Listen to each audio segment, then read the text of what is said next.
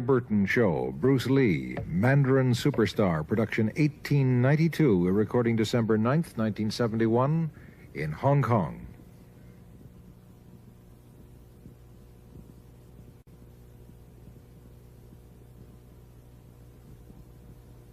Bruce Lee faces a real dilemma. He's on the verge of stardom in the United States with a projected TV series on the horizon, but he's just achieved superstardom as a film actor here in Hong Kong. So what does he choose, the East or the West? It's the kind of problem most budding movie actors would welcome. It's the Pierre Burton Show, the program that comes to you from the major capitals of the world. This edition comes to you from Hong Kong. And Pierre's guest is the man who taught karate, judo, and Chinese boxing to James Garner, Steve McQueen, Lee Marvin, and James Coburn. The newest Mandarin superstar, known in the West for his appearances in Batman, The Green Hornet, Ironside, and Longstreet. His name is Bruce Lee, and he doesn't even speak Mandarin. And here's Pierre. Well, how can you play in Mandarin movies if you don't even speak Mandarin? How do you do that? Well, first of all, I speak only Cantonese. Yeah. So, I mean, there is quite a difference as far as pronunciation and things like that go. So somebody else's voice is used, right? Definitely, definitely. You just make the words. Doesn't that sound strange when you go to the movies, especially in Hong Kong, in your own town, and you see yourself with somebody else's voice? Well, not really, you see, because most of the Mandarin pictures done here are dubbed anyway. They're dubbed anyway? Anyway, I mean, disregard. I mean, they shoot without sound. So it doesn't, make any difference. Your lips never quite make the right words, do they? Yeah, well, that's where the difficulty lies, you see. I mean, in order to, because the Cantonese have a different way of saying things, different from the Mandarin. Yeah. So I have to find, like, something similar to that and keep a kind of a feeling going behind that. Something that matching the Mandarin deal. Like the Does old it silent sound complicated? days. Like the old silent days. But I gather in the movies made here, the dialogue is pretty stilted anyway. Yeah, I agree with you. I mean, see, to me, a motion picture is motion. Yeah.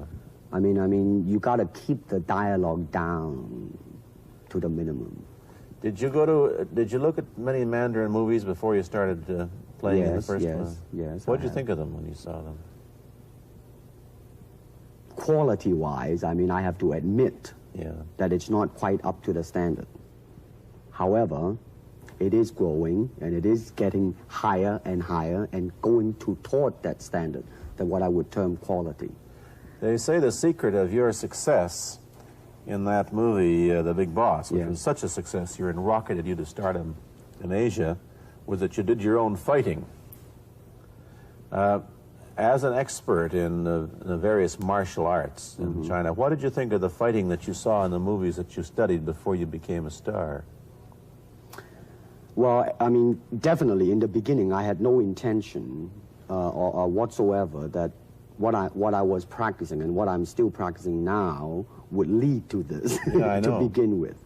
But martial art has a very, very deep meaning as far as my life is concerned, because as an actor, as a martial artist, as a human being, all these I have learned from martial art. Maybe for our audience who doesn't know what it means, you might explain exactly what you mean by martial art. Right.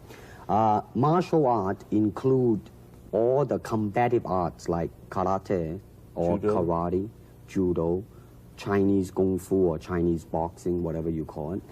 All those. You see, like Aikido, Korean, I can go on and on and on. But it's a combative form of fighting. I mean, it's not, some of them became sport, but some of them are still not. I mean, they use, for instance, kicking to the groin, jabbing fingers at the eyes, and things like that. No wonder you're successful in the Chinese movies. They're full of this kind of action anyway. They needed a guy like you could... Violence, man. So you didn't have to use a double when you moved into the motion picture world here. You did it all yourself. Right. Can you break 5 or 6 pieces of wood with your hand or your foot? I'll probably break my hand and foot. But tell me a little bit... you set up a school in Hollywood, didn't you, for people like James Garner and Steve McQueen and the others? Yes. Why would they want to learn Chinese martial art? Because of a movie role? Not really. I mean, most of them, you see, to me, at least the way that when I teach it, all type of knowledge ultimately means self-knowledge. So therefore, they are coming in to, and ask me to teach them not so much of how to defend themselves or how to do somebody in. Rather, they want to learn to express themselves through some movement, be it anger, be it determination, or whatsoever. So in other words, what I'm saying, therefore, is that he is paying me to show him in combative form the art of expressing the human body. Which is acting, in a sense, isn't it? Well... Or it would be a useful tool for an actor to have. It might sound too philosophical, but it's acting or acting unacting. If you... You've lost me. I have, right? So what I'm saying, actually, you see, it's a combination of both. Here it is the natural instinct, and here is control. You are to combine the two in harmony. Not, if you have one to the extreme, you will be very unscientific. If you have another to the extreme, you become all of a sudden a mechanical man, no longer a human being. So it is a successful combination of both. So therefore, it is not only, so therefore it's not pure naturalness or unnaturalness. The ideal is unnatural naturalness or natural unnaturalness. Yin yang, eh? Right, man, that's it. One of your students, James Coburn, played in a movie called Iron Man Flint, in which he used karate. Is that what he learned from you? He learned it after. Oh, he went yeah. After he played in Iron Man Flint. Right. You see, actually, I do not teach, karate, because I do not believe in styles anymore. I do not believe that there is such thing as like Chinese way of fighting or the Japanese way of fighting or whatever way of fighting, because unless human beings have 3 arms and 4 legs, we will have a different form of fighting. But basically, we have only 2 hands and 2 feet. So styles tends to not only separate man, because they have their own doctrines, and then the doctrine became the gospel truth, that you cannot change,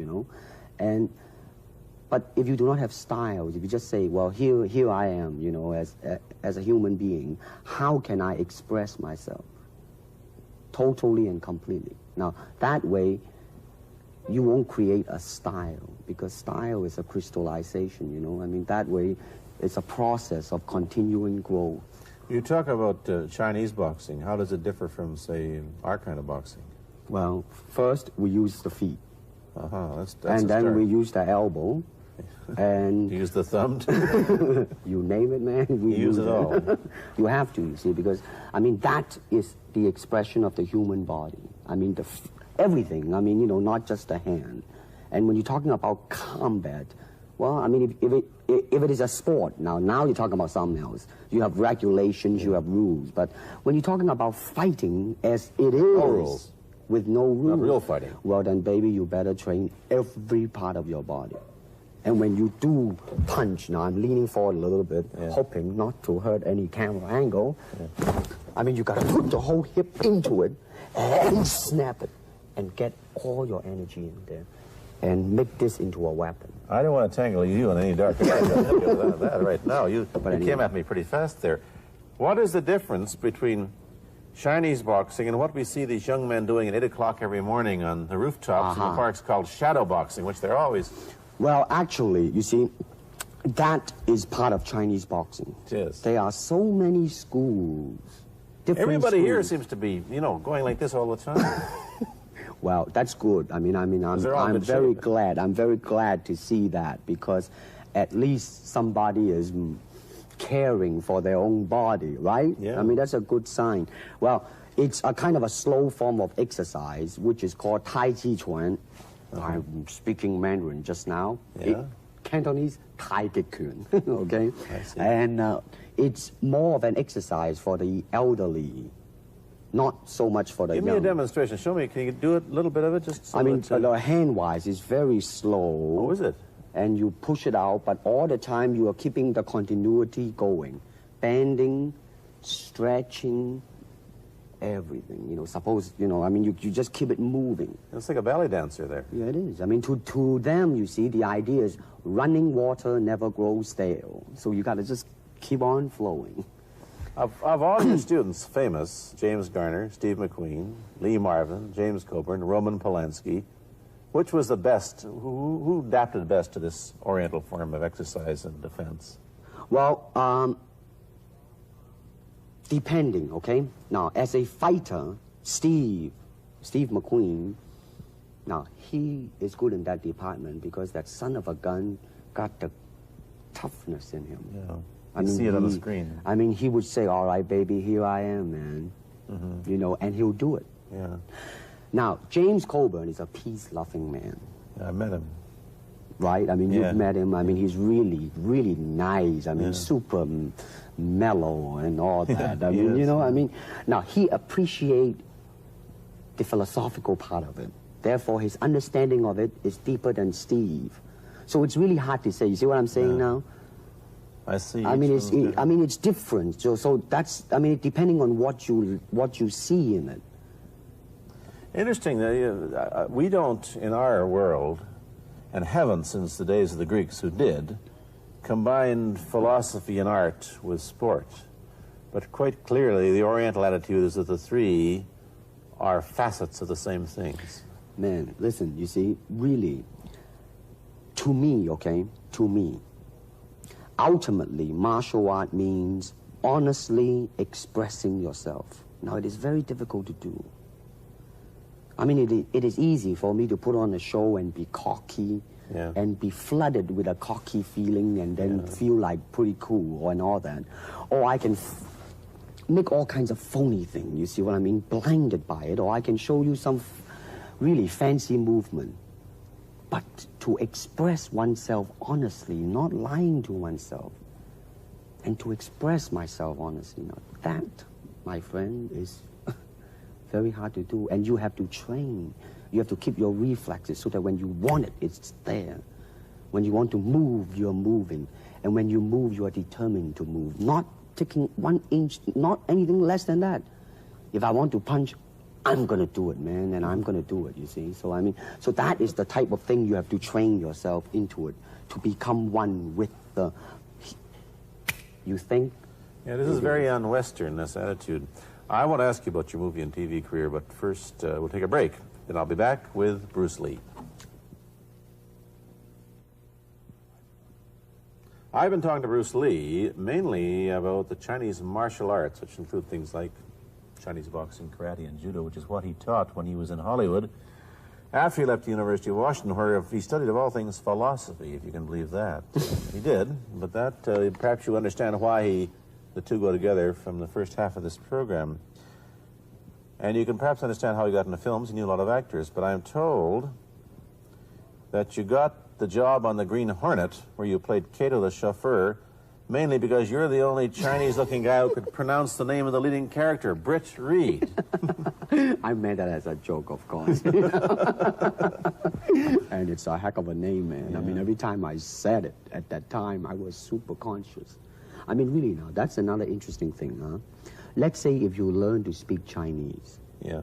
And it's very, I mean, it's not difficult to learn and speak the word. The hard thing, the difficult thing, it's behind what is the meaning, what brought on the expression and feelings behind those words. Like when I first arrived in the United States, and I look at a Caucasian, and I really would not know whether he was putting me on or is he really angry, because we have different way of reacting to it. See, those are the difficult things, you see. It's almost as if you came upon a strange race where a smile didn't mean what it does to us. In fact, a smile doesn't always mean the same, does it? Of course not. Yeah, I just thought of that. Tell me about the big break when you played in Longstreet. I must tell the audience that Bruce Lee had a bit part or a supporting role in the Longstreet series, and this had an enormous effect on the audience. What was it? Well, you see, the title of that particular episode of Longstreet is called The Way of the Intercepting Fist. Now, I think the successful ingredient in it was because I was being Bruce Lee. Yourself. Myself, right. And did that part, just express myself, like I say, honestly express myself at that time. And because of that, I brought, favorable mentioning in, like, New York Times, which says, like, the Chinaman, who incidentally came off quite convincingly enough to earn himself a television series, and so on and so on and so forth. Can you remember the lines by Sterling Siliphant, the key lines? He's one of my students, you know that? Was he too? Yes. You've had everybody as your student. But you read, there were some lines that express your philosophy. I don't know if you remember them or not. I remember that. I Let's said, hear. this is what it is, okay? You're talking to Longstreet, played by James Francesca. I said, empty your mind. Be formless, shapeless, like water. Now, you put water into a cup, it becomes the cup. You put water into a bottle, it becomes the bottle. You put it in a teapot, it becomes the teapot. Now, water can flow, or it can crash. Be water, my friend. Like that, you see? Oh, I see. I get the idea. I get the power behind it. So, now, two things have happened. First, there's a pretty good chance that you'll get a TV series in the States called The Warriors, in which you use, what, the martial arts in a Western setting? That was the original idea. Now, Paramount, I did Longstreet for Paramount, and Paramount wants me to be in a television series. On the other hand, Warner Brother wants me to be in another one, but both of them, I think, they want me to be in a modernized type of a thing. And they think that Western idea is out. But whereas you want to do the Western, eh? I want, because you see, I mean, how else can you justify all these punching and kicking and violence except in that period of the West? I mean, in nowadays, I mean, you don't go around on the street kicking people or punching people. Because if you do, that's it. I mean, I don't care how good you are, But this is true also of the Chinese dramas, which are mainly costume dramas. They're all full of blood and gore over here. You mean here? Yeah. Well, unfortunately, you see, I hope that the picture I am in would either explain why the violence was done, whether right or wrong or whatnot. But unfortunately, pictures, most of them here, are done mainly just for the sake of violence. You know what I mean? Like, fighting for 30 minutes, get stabbed 50 times. Well, I'm fascinated. Let me give you your microphone back. I'm fascinated that you came back. I am a martial artist. You came back to Hong Kong on the verge of success in Hollywood and full of it. And suddenly, on the strength of one picture, you become a superstar. Everybody knows you. You have to change your phone number. You get mobbed in the streets. Now, what are you going to do? Are you going to be able to live in both worlds? Are you going to be a superstar here, or one in the States, or both? Well, let me say this. First of all, the word superstar really turned me off, and I'll tell you why. Because the word star, man, is an illusion. It's something what the public calls you. You should look upon oneself as an actor, man. I mean, you would be very pleased if somebody say, hey, man, you are a super actor. It is much better than, superstar. Yeah, therefore, you've got to admit that you are a superstar. You're not going to, if you're going to give me the truth. I'm honestly saying this, okay? Yes, I have been very successful, okay? But I think the word star I do not look upon myself as a star. I really don't. I mean, believe me, man, when I say it.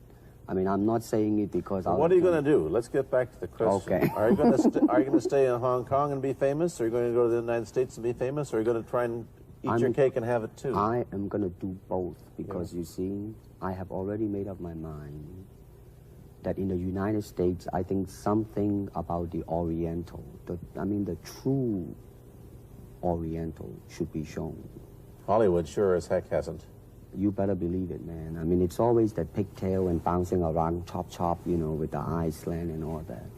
And I think that's very, very out of Is it true that you were the first job you had was being cast as Charlie Chan's number one boy? Yeah, number one son, yeah. No, they never made a movie. No. They were going to make it into like a new Chinese James Bond type of a thing. Now that, you know, the old man Chan is dead, Charlie is dead, and his son is carrying on. But they didn't do that. No. Batman came along, you see, because, and then everything was started to be going into that, you know, that kind of, which you were in. But I mean, by the way, I did a really terrible job in that, I have to say. Really? You didn't like yourself? I didn't see it. Let me ask you, however, about the problems that you face as a Chinese hero in an American series. Have people come up in the industry and said, well, we don't know how the audience are going to take a non-American? Well, such question has been raised. In fact, it is being discussed, and that is why The Warrior is not going to be on. I see. You see, because unfortunately, such thing does exist in this world, you see, like, I don't know, certain part of the country, right? Where, like, they think that business-wise, it's a risk. And I don't blame them, I mean, in the same way, it's like in Hong Kong, if a foreigner come and became a star, if I were the man with the money, I probably would have my own worry of whether or not the acceptance would be there. But that's all right, because if you honestly express yourself, it doesn't matter, see?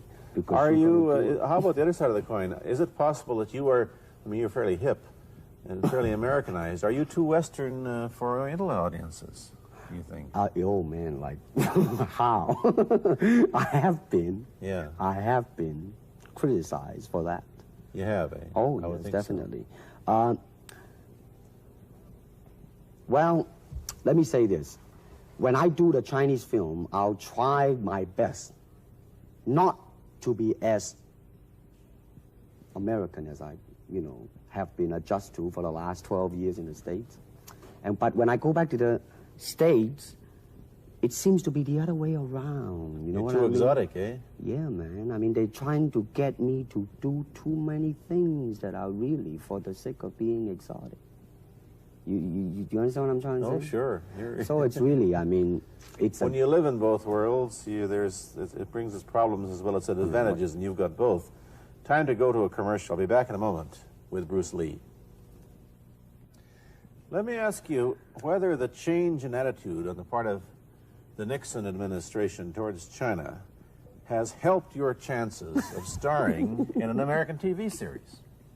Well, first of all, this happened before that. Yeah.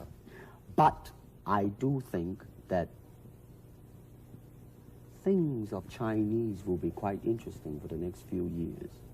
I mean, not that I'm politically, you know, inclining toward anything. You know, I understand that. I'm just wondering. But I mean, once the opening of China, you know, I mean, that it will bring more understanding. Yeah. More things that are, hey, like different, you know? And maybe in the contrast of comparison, some new thing might grow. So therefore, I mean, it's a very rich period to be in. I mean, like, if I were born, let's say, 40 years ago. Yeah.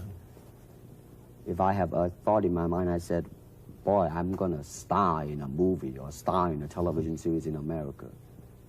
Well, that might be a vague dream, but I think right now, maybe, man. You still think of yourself Chinese, or do you ever think of yourself as North American? You know what I want to think of myself? As a human being.